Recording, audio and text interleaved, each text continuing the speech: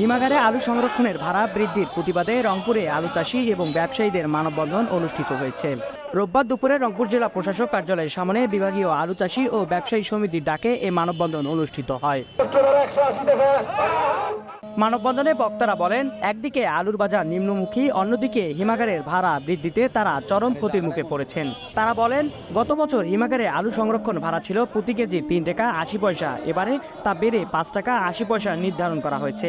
এছাড়াও হিমাগার মালিকরা ব্যাংক থেকে মাত্র 4% হারে কৃষি প্রণোদনা লোন নিয়ে তা আলু চাষিদের মাঝে বিতরণ করে 18 থেকে 20% হারে আদায় করেন। এতে করে তারা আলু চাষে বিভিন্ন সময় ক্ষতির সম্মুখীন হচ্ছেন। কৃষকদের দাবি, হিমাগার ভাড়া না কমালে বৃহত্তর আন্দোলনে নামতে বাধ্য হবেন তারা। আর এতেও ভাড়া কমানো না হলে কৃষকরা আলু চাষে আগ্রহ হারাবেন বলে জানান তারা।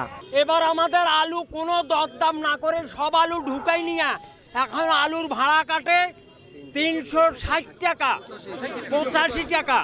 এইভাবে আলাপ আলোচনা না করে একতরফাভাবে মানে আলু এই ভাড়া বৃদ্ধি, এটা অবশ্যই আলু চাষিদের উপরে পড়বে এটা, এবং পরোক্ষভাবে এদেশের সাধারণ ভোক্তাদের উপরে পড়বে।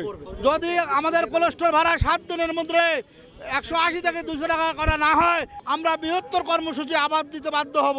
আমরা আমাদের দাবি ইনশাল্লাহ আদায় করে ছাড়বো। আমরা চাই অতি শীঘ্রই ভাড়া কমানো হোক। অযৌক্তিক বিদ্যুৎ বিল দাম বৃদ্ধির কারণ বলতেছে ওরা। আসলে বিদ্যুৎ বিল বাড়ছে পার বস্তায় 1 টাকা করে, আর ওরা 150 থেকে 160 টাকা ভাড়া অতিরিক্ত আদায় করতেছে। খরচ এমনিতে বেশি, সারের দাম বেশি, ওষুধের দাম বেশি, সব কিছুর দাম বেশি। তার মাঝে যতটুকু প্রোডাকশন হয়েছে, কোলেস্ট্রল মালিকেরা কোলেস্ট্রলের আলু ঢুকাই নেওয়ার পরে ওরা ওদের ইচ্ছে মতো একতরফা ভাড়া নির্ধারণ করে বসিয়েছে।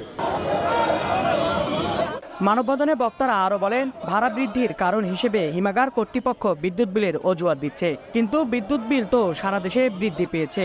অন্যান্য বিভাগের তুলনায় রংপুরে শ্রমিক খরচ অনেক কম, সেই হিসেবে রংপুরে হিমাগারে আলু সংরক্ষণ ভাড়া কম হওয়ার কথা, কিন্তু বাস্তব চিত্র তার উল্টো। এরকম চলতে থাকলে সামনে আলুর দাম অস্বাভাবিকভাবে বৃদ্ধি পাবে, যার ফলে জনসাধারণের হাতের নাগাল থেকে বের হয়ে যাবে আলুর দাম।